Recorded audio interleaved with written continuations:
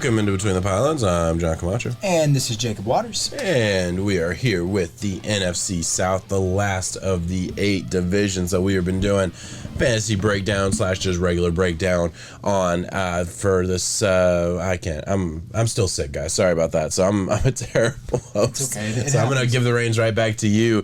We're wrapping the series up with our division breakdown, going through every single team, not necessarily giving a season-long prediction as much as we are just kind of mixing in both, talking about some key off-season notes, some fantasy news, and then a little bit of what we do project their season to be like. And as you can tell, me and John did not coordinate our jersey combination today. We are both Dirty Bird Atlanta Falcons fans here today. 7-11. I did have a Saints jersey I could have and should have worn. I should have been rocking the Reggie Bush.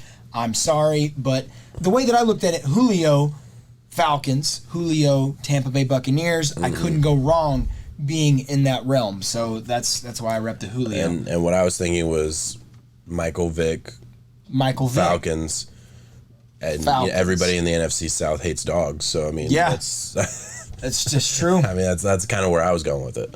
That's true. Yeah. I mean, there's correlation. Yeah, for sure. It's horrible, but it's there. I mean, hey, we're not here to be model citizens. We're just we've shown that time and time again. We're just pointing out the facts. Yeah, we just want you to click on it. We don't give a damn after that. All right, let's I guess get it going. We're doing first to worst. Who's the worst? Worst to first. Worst to first. There's a little bit of debate up under there. Yeah. But I mean, I think we both chose the worst today. Yeah. I think it's safe to say I think the Falcons are going to command the number 1 overall pick. That's how bad. That's how bad it's going to be. Let's get into it. I think they're really bad. All right, hey, if you're a Marcus Mariota fan, that's it. if you're a fan of Marcus Mariota and you were like, man, I just really want to see him get it. He got a raw deal in Tennessee. His backup came in and was better than him, and he had to leave Tennessee. That was really unfair.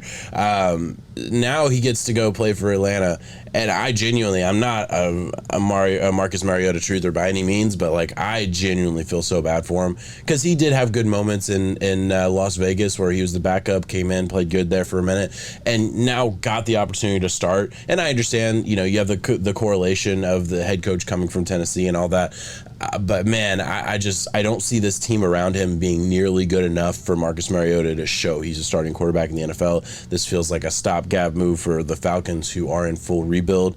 But at the same time, you drafted a wide receiver in the first round, which makes no sense to me if you're in a rebuild mode. You drafted Kyle Pitts the year before, which makes no sense to me if you're in rebuild mode. And the Kyle Pitts move at least made sense from the sense that maybe they didn't think they were in rebuild mode because they still had Matt Ryan, they still had some pieces. But yeah, this is a rebuilding team. And that like was my biggest problem with the draft. Like, okay, Drake London, I was a little bit lower on him. I didn't think he should have been the first wide receiver taken, but who cares? My opinion. Like, I still liked him. He's a good first round wide receiver for sure. The fact that the Falcons took him over some other pieces that would have helped out the core unit of their team, offensive, defensive line, that could have been there for 5 years and actually made a difference and helped throughout the rebuild, versus a wide receiver who just inherently, the wide receiver, running back, and specialty players are the last piece of your rebuild. They're not the first piece. It makes no sense to me. You build out through the offensive line and defensive line. That's what every good rebuild starts with. It just makes no sense. It helps out a lot for sure. It's crazy. I was thinking whenever you're talking about Mariota, Shane, our buddy, will defend that man to the end of time. Have fun doing it this year. Just going off of what you said, it's going to be tough. Arthur Smith got a lot of his guys in there. Anthony Ferkser coming over from Tennessee as well. Listen, I have no doubt that Mariota can be a good leader on and off the field, but a good player overall to get you wins. I just think he needs a little bit more. He is not good enough to elevate everyone else's level of game. If they're already sufficient around him, sure, I think, I'm not going to hate on him like that. Defensively, they're going to be one of the worst teams in the league. I struggle with saying his name, but they lost him to the Jacksonville Jaguars. He was the tackle leader last year in the NFL. It was Olokun. Oh, Foysetta. Yeah, I don't know. Yeah, he went over to Jacksonville. They lost him. Dante Fowler finally took his final piece and left over there. Deion Jones can't stay healthy ever. They're hurting. I've heard good things out of AJ Terrell. a pick that I was really down on early on. He's I love AJ Terrell. Shown up and done his own, and he is a cornerstone cornerback. Yeah, That's what you want him to be for sure. It's just the offense is pretty bad. Yeah. It's pretty bad, and I don't think they've hit the floor yet. I think they're going to hit the floor this season, and maybe depending on if they can get a guy electric enough, they can turn this thing around quicker than what you would want, because I would say 2 to 3 years out. Yeah, I mean, I ultimately very much agree with that. Love Drake London, though. Yeah. I feel bad for Drake London. Yeah, I wanted Drake London to go to, because I felt that he was the wide receiver one in this class. Yeah. I feel the argument's going to be harder after this year whenever, at most, we're talking 700 yards. Yeah, I agree. And granted, look, we're shitting on Marcus a little bit, but to be fair, if he elevates this team, holy shit, we were all wrong. Like if he elevates this team and makes this team look like a 7-8 win team, that Marcus Mariota deserves a big contract and deserves to be the guy going forward. I would like to see that. I also don't think they're going to be passing the ball air raid style that much, though. No. I think they're going to be doing a lot of read options here. They're going to have Cordero Patterson still coming in, who can be electric at times. Yeah. There is a world where this team can win some football games, but some goes to 5 or 6 in my head. It doesn't go to 7, 8, 9. Yeah, I see this team. Yeah, I think their line is 4.5. Just looked it up. I would have said the under. That this is the first pick in the draft, in my opinion. I have really not a lot of redeeming qualities. Bad O-line, bad D-line. I mean, you have a cornerback who's a stud. You have and the betting books back us too. Yeah, 4.5, absolutely. That's the lowest one out there. Yeah, absolutely. So that's interesting. And I probably wouldn't. I'd probably go under. I don't see them winning 5 games. I really don't.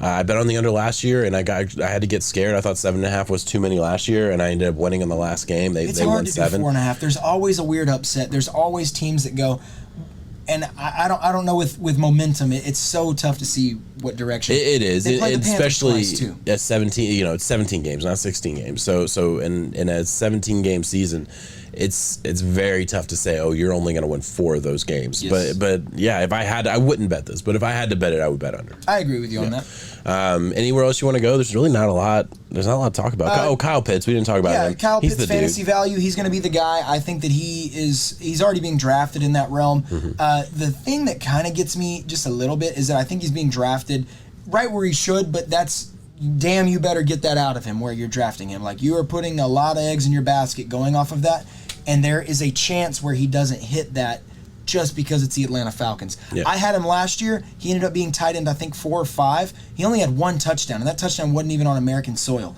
He hasn't scored a touchdown on American soil yet. It was over on that London game, so we're waiting for it. Yeah. We'll have to see. 1 touchdown last year. And if that touchdown regression, meaning it would go up because your average touchdown always regresses realistically. Yeah, that you would think he can be in 2 or 3. Yeah, you'd think you can be a very good fantasy asset, but it's just he's just one of those guys. It's tough to pick the one guy that's going to be good on a bad team. I'd rather just avoid it, and I'd rather get the second or third guy on a good team instead. Tyler Algiere, talk about him a little bit. Oh, yeah, the running back, the young guy. I got him last night. I was able to take him. Yeah. I think he's going to get some meaningful touches. I still think Cordero's going to be the main guy, but he's 31, and then they also brought in a Damien Williams who's 30.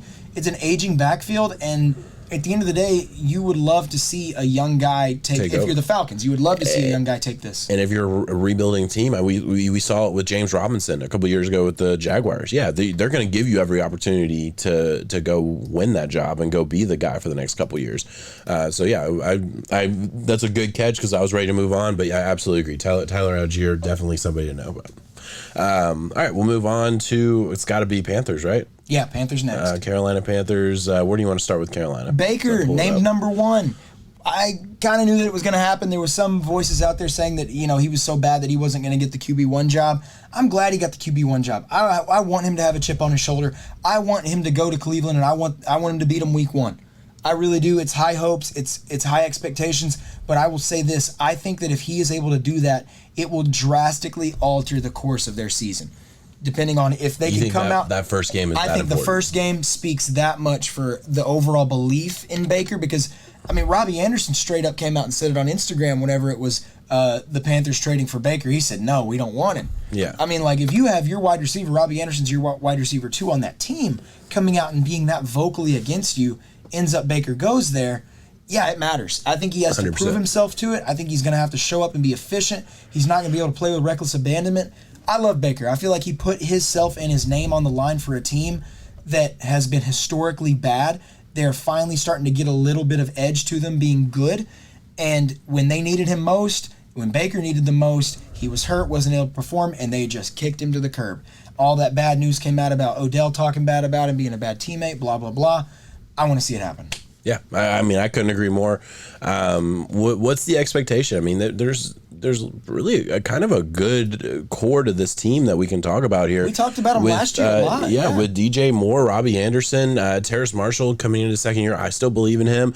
That's a good three. And of course Christian McCaffrey. I was getting there, but that's a solid receiving core. That's a solid Christian McCaffrey. You can come out of the backfield health intact. I mean, this offense, as high as I was on it last year, I mean, why I should have every reason to be high on it this year too, right? You should be. And the same thing that both of us spoke about last year was with Sam Darnold. This offense runs differently without Christian McCaffrey on the field. He was there for the first 2 weeks, and they looked promising at times. There were some leads that they gave up late. There were some times where they weren't able to really finish strong, but way better than what the rest of the year looked like without that. I think Baker's going to be that big of a difference from Sam Darnold. DJ Moore, I really like this year. I've always liked him. May not be wide receiver one number jump like we've always hoped for, but I like the defense too. Yeah, I absolutely agree. And DJ Moore, this is the team that I think is expected to be bad. That I would say I think they're going to do better than that. Yeah, they're the line at 6.5. Where would you put it? Over. Yeah. I think 7.5 is where it should be, and I would still hit that over. I couldn't touch 8.5. I couldn't go to the next step. I do agree with that though. I mean, this is a team that on paper should be good. The defense has gotten better every year. It's J.C. Horn time. J.C. Horn time. I mean, he had some injuries last year, but like good pieces. De'Ami Brown, D tackle out of Auburn, great. Derek Brown. Sorry, I'm thinking a different Brown.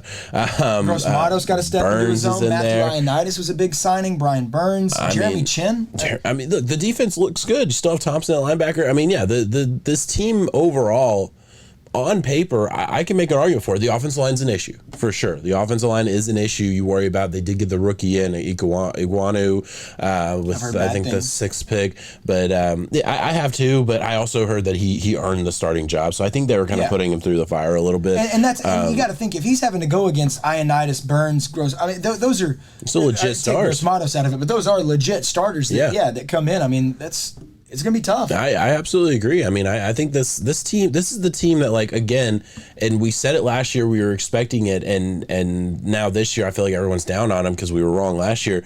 This could be, this team still has a chance to be good. This team has a chance to actually make that jump. On paper, I see a world where this team can win 10 games, can win 11 games. I will say, if Matt Rule's probably out after this year, probably, realistically. Maybe not out, but I mean, in one of the after the preseason games, there were some fans chanting "Fire Matt Rule," and he was like, he handled it well. He's like, I'm glad they're out here, but pressure's mounting. Yeah, pressure's mounting. I think that's fair. He got the big contract. He never got his quarterback, though. I mean, yeah, but he's had 3 shots at it. Yep. I mean, at a certain point, I get, like, it was tough this year, but I mean, Kenny Pickett's been looking great. He could have drafted Kenny Pickett and had 2 years with Kenny Pickett before the questions started coming again. But, he didn't. He chose to go offensive line and go grab Baker. Hopefully Baker can save his job, which I think you believe is a real possibility. I think Baker has talent. And, I think Baker's the missing piece. Man, this offense could move. This offense could really go. I believe in that. I get behind the feel-good story. And I got burned on it last year when Cam wasn't able to come back and be himself and, make it happen. History says it's probably not going to happen, but let's go Baker. Let's go Baker. All right. Anywhere else we want to go with this? Fantasy values anywhere? Well, I mean, of course, if you're lucky enough to pick a number 1 overall, maybe number 2 overall. I guess there's some debate behind it. It would be Jonathan Taylor there. But Christian McCaffrey, he very injury prone. He's had a lot of different injuries, though. That's the thing. It's that debate on, are you injury prone if you get hurt a lot or if the same injury re-aggravates a lot? Either way, you got to be available. Hopefully he can figure that out this year. Yeah, I absolutely agree. All right, we'll move on to Saints. Got to be Saints, right? Yeah, because we already did Dirty Birds. Yeah. All right. I think the Saints are low-key another team that I could see being really good this year. I'm excited about Jameis Winston. He looked good before his injury. He really did. He looked good. There's a reason they didn't go out and get anybody else. They really, I mean, They added a wide receiver in the first round, added Jarvis Landry, but like they didn't go out even really trying to consider replacing Jameis Winston, which maybe that's just because they think this is a down year and they want to reset next year. Obviously, Sean Payton leaving was a huge blow to this team, but man, I'm kind of excited about the Saints team. You should be. The defense didn't go nowhere. That's for sure, regardless of who's playing at quarterback, and they're 4-1 over Tom Brady. It just so happens that one really, really mattered in the playoffs. They have the key to beating the Buccaneers. Yeah.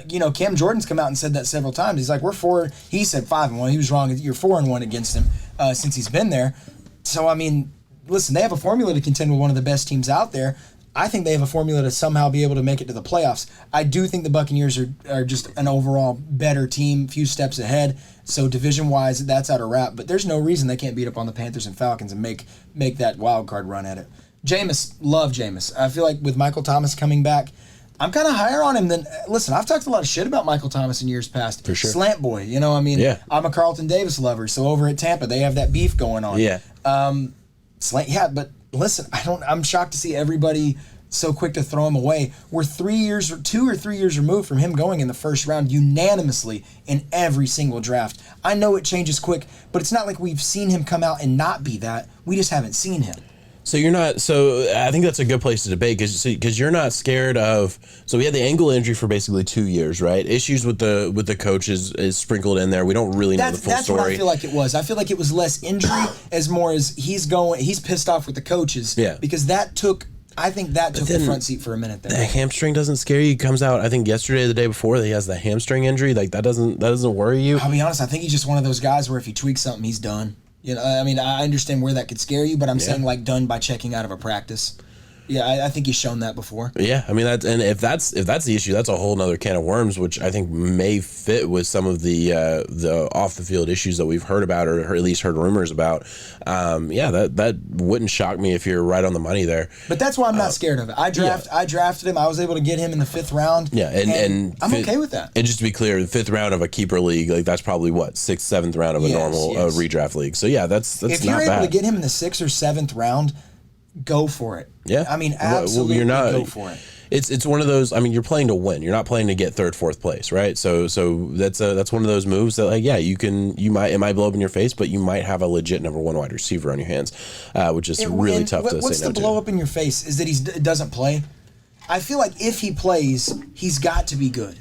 Oh, so I would say we're different there too then, because I definitely there is a world where he comes back and he's just not it. Yeah, I definitely see a world where he's just regressed significantly, and he's not the same guy with James Winston. The wide receiver game does change a lot. I mean, there was a few years ago, we've seen this new transition, and I mean it's all about shiftiness and being able to cut and speed underneath and finding that Michael Thomas is a possession receiver. He isn't the most polished route runner in the world. I'd say he has amazing hands.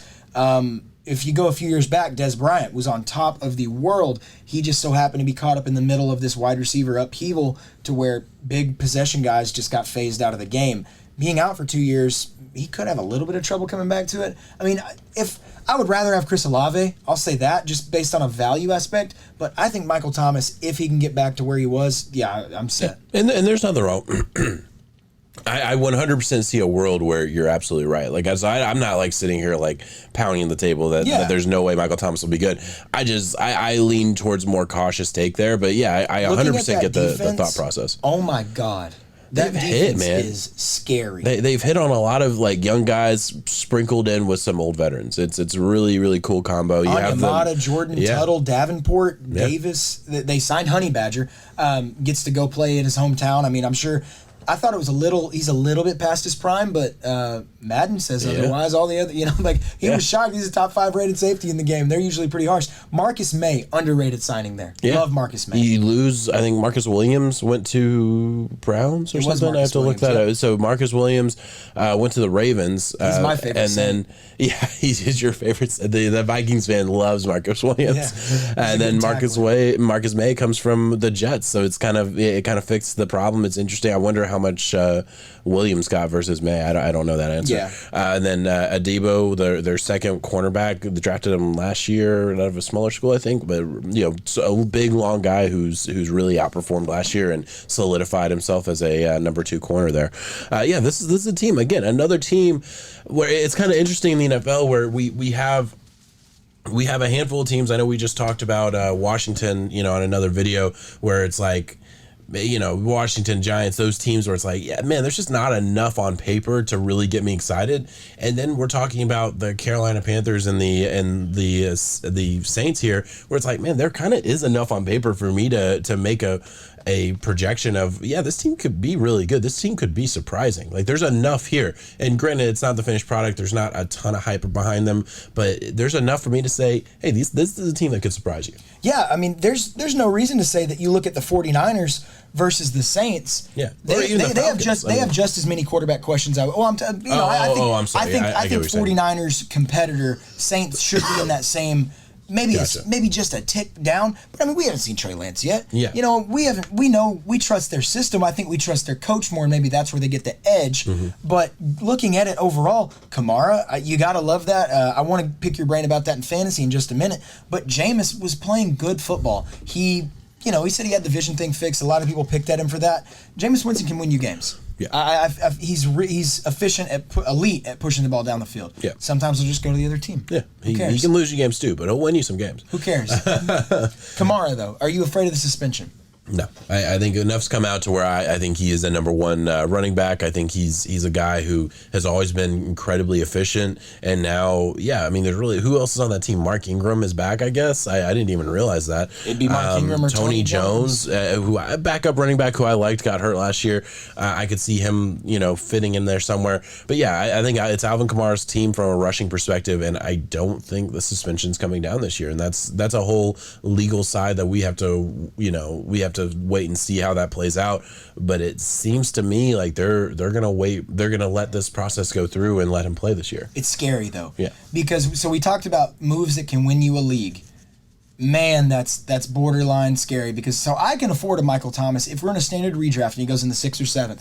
I can afford missing on that. Yeah. I would love that upside if he does hit. I'm getting an insane value. Mm-hmm.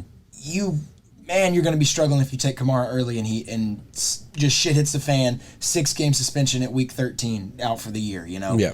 That's your fantasy playoffs. That's most likely your season. It would be unfortunate, but I'll say this: I don't think it's going to happen. For one, I think he's going to be innocent. I've heard a lot about the case. Yeah, you can't just go firing off and beat people's ass, but this guy was antagonizing Kamara and his crew consistently on the Las Vegas Strip, which is what led to the assault. They have video evidence of that. I know that Kamara is going to have just a bomb-ass legal team and people surrounding him that are in his corner. Yeah. Name's been out of the headlines for the most part. NFL doesn't like your name being there, so there could be a suspension, but it hasn't even started yet. It's going to get kicked down the road. Yeah. Yeah, I agree with that.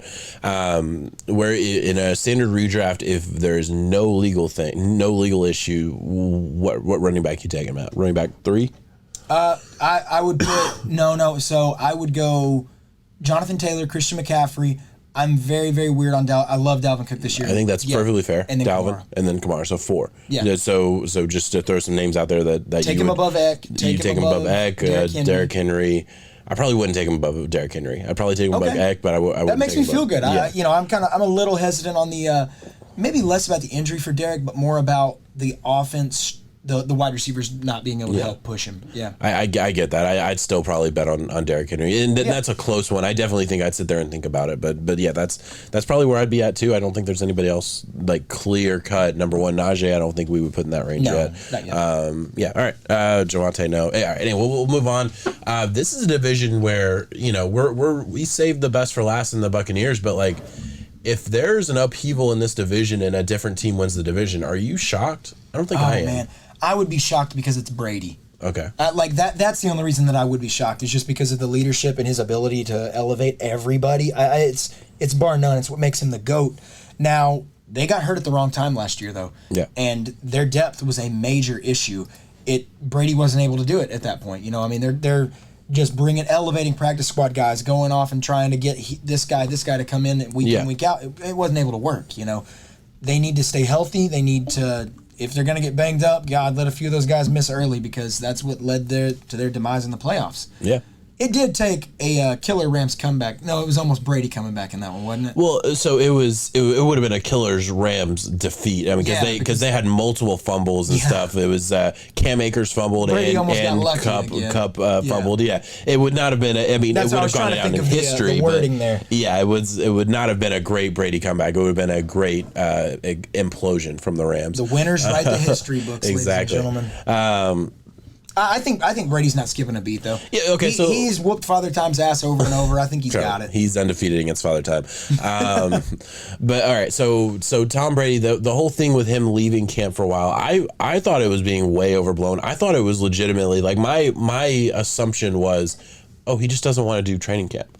He's 45. He doesn't feel like he needs training camp. He probably doesn't need training camp at the end of the day. He's heading out for a couple weeks, calling it a personal issue because he doesn't want to do training camp. Do you think it's crazy that I was thinking that? Do you think there's something else on? No, that's not crazy at all. I think, I'm sorry to say it might be unfair, but when you have as many accolades as Tom Brady has, you have almost earned that right. Yeah. It may not be the best leadership move. It may not be, but I'm sorry, Brady's not out there to breathe life into the practice squad and get them fired up anymore. He's not. He's not out there to talk to his backup, Kyle Trask, and really Brady. I heard that Brady had to go film an episode of Masked Singer. Yeah, I've heard that rumor. Yeah. And if that's the case, so be it. Brady also has a lot of other things. He is prolific. Just his image being there in itself. And I guarantee you nobody in the Buccaneers organization said a damn thing to him about it. It's all outside stuff. They told him it's fine because it should be fine. Because Brady's going to come in week 1 and win you all of these games. If you didn't land him, you don't have a Super Bowl. At the end of it was pretty stupid. Let him do whatever he wants. It was Antonio Brown bringing the noise to that. I don't know if you heard his comments. Yeah, okay. Antonio Brown said some dumb shit about Brady got to step away from mental health, because Antonio Brown's whole thing was that's what started this with Bruce Arians was he just said he needed his ankle was hurt and needed to step away for a minute and he wasn't able to. Yeah. But Brady's able to do it. So well, yeah, Brady's different. I'm sorry. He is. He may not. He doesn't need a good reason to do it. It's Tom Brady. Yeah, I mean, and you talk about a guy who, I mean, he pretty much got his coach to step down for his head coach. He's been able to maneuver every single thing about his situation in his professional life. He's LeBron. Because he's that guy. He has the right to say that. He has performed in the big moments enough. He is the superstar. He's the guy. That was kind of my take. Not worried about him skipping a beat. Still think this offense is going to be great from a passing offense perspective. Mike Williams is going to be great. Mike Evans is going to be great. Godwin when he comes back from injury is going to be great. They brought in Julio, your guy. Yeah, they did bring in Julio. I do think that it's being overprojected what he's going to do, though. I think Julio is going to be there, get to come. He's not going to be playing 1 through 3 downs. I'm sorry. That's not what you can expect from him. And you don't need him to. And that's a good thing. Yeah. That's a good thing. Bring him in there if Mike Evans is gassed or something. Don't just throw him in there just to I'm sure they'll have a package where he is out there. I hope the best for Julio. I do. I don't think that he's just done. I think he was in a bad spot in Tennessee, battling some injuries, in an offense that even on a good day wasn't going to help him shine. This spot could. Yeah. He really could. I think he's going to have some highlights. I think he's going to get some looks. I don't think Brady would have offered and reached out to him unless Brady wanted him there in the first place. Like you said, he makes all those moves behind the scenes. I mean, so he's going to bring him on, and he brought Antonio Brown on. He had moments. No, absolutely. Yeah. Antonio Brown was great when he was on the field. He was. So let's hope for that. A guy that I'm really, really excited for, and it comes off of some bad news for Leonard Fournette showing up to camp overweight, kind of sluggish, Rashad White. I think he is going to fully take over the passing game here. Third down reps, of course. Every single snap in the shotgun. Not every single snap, but whenever they're looking to push the ball vertically down the field, Rashad White. I like him a lot. Late. Yeah, I was gonna say that's not a name I expect you to go with. Kind of disappointed with the Vandy running back, Kashan Vaughn. He never took hold, I guess. It was. I'm interested to see what happens with him, but that was a little disappointing to see him not really be the guy there, or really not get any opportunity. White, my expectation is a little bold for him right there in saying that, because I wasn't expecting that. They have an addiction to Giovanni Bernard in third down. Love him. It doesn't matter what they're doing. He's coming in on third down over and over and over. I swear to God. love him. It's going to be interesting. They brought in Russell Gage for $10 million a year. I didn't realize they spent that much on him until I was, looking at this. Is he? I mean, they bring in Russell Gage. Obviously, they already brought in Julio a little bit farther after. But this wide receiver core that doesn't even mention Tyler Johnson, who's there. Who else is they have? I don't hate Scotty Miller's there. I mean, they have a lot of names on that. Brashad Perryman. I know he's kind of a washed up name, but still, they need those names. That was what got them beat, was whenever they were just scraping the pan at wide receivers on these super important games, and then when they got to the playoffs, I think Mike Evans was banged up. He was still out there, but banged up. You had already lost Chris Godwin, and Gronk was a shell of himself. So what can you expect? By the way, listen, that's a good one. I'm really high on Kyle Rudolph too. Yeah, Kyle Rudolph. I mean, older guy, but he's here, right? He's with the is he with the Bucs? Yeah, he's at the Bucs. He went to the Giants and got paid. Left the Vikings in the dust, thinking that he was going to turn into this big 2 tight end set with him and Evan Ingram. Yeah. We know how things go in New York. That didn't pan out. I do think Kyle Rudolph could. He's going to benefit. It's his last leg, but yeah, absolutely. There's some hope there for sure. You think Gronk comes back? No. Okay, he said he's absolutely done. So I mean, yeah, I think it's it for him. I think he was probably hoping to retire with Brady, and Brady obviously came back, but I just think I think he could. I don't think he needs to. I don't think he wants to. Just too many times that he's. I don't know. Maybe does he come back in week 5, week 6, or down the line? How many times is too many? Like it's kind of a little bit of a cheat code, isn't it, to think that I'm retired. Okay, playoffs. All right, I'm coming back. I'll come back. Oh, you'll give me $5 million. Catch some touchdowns. Yeah, for sure. I mean, I have no doubt that he could do it. I mean, he's a Hall of Fame, probably the greatest tight end we've ever seen. And I mean, he's up there in that conversation. It'd be tough for me to say he couldn't do it, but I ultimately want to say no. But you never know with stuff like that. Defensively, this team isn't going anywhere. No. Once again, need to stay healthy. Studs. But studs. Yeah. Best defense in the league, maybe next to Buffalo. It's so interesting. Just to quickly touch on the cornerbacks, two corners in Jamal Dean and Davis that I feel like we were really questioning and saying, oh, this is the weakness of their team. And I mean, just good for them to both kind of rise above and end up being starting quality NFL corners. When I think there was a time when we were saying, oh, this is a great defense, but they need help at corner. Yeah. And how often do you actually say that? And the guys that were filled in as the starters but needed help end up being the guys. They were far from household names too. Yeah, they were far not. From exactly. Yeah. And Jamel Dean, the only reason he mainly got drafted was because he ran a blazing 40 out of Auburn. Late, I think he was a 3rd-round pick. Carlton Davis loved him. Man to man, just could lock you up. Just didn't have the notoriety around him. 2nd-round pick. They're starting to get there. They really are. Yeah, absolutely. D-line is it the best in the NFL? I mean, it's up there. Hakeem Hicks, too. Yeah. Oh, my God. Yeah. Which they did lose. Donkey Kong, was it? Yeah, they lost Jason Pierre-Paul. He's not there, but I mean, did they bring back Donkey Kong? I don't know. No, he went to Vegas, I think, or he went somewhere else. Okay. So he's out there he's going for a 1 year. Give me some millions. But Vita Vea, Barrett, I mean, they got guys there, and that doesn't even mention the guy they drafted in the 1st round last year, Joe Tryon or something. Yeah, he has a really good chance of starting too, man. I mean, he's a legit dude. Stud of a football team. They're good. Can they get dethroned? I mentioned the possibility earlier. Division-wise? Division-wise. No. I think they're going to the championship game, and I once again think it's going to be Rams. It's Rams, Buccaneers, 49ers. Those 3 are competing for this thing. It's so funny how I'm just a year removed from it being the Bucks, or 2 years removed, I guess. Yeah. Bucks were came into the playoffs, limped into the playoffs, but they definitely struggled. I mean, but they were still a good team. They just limped in with injuries.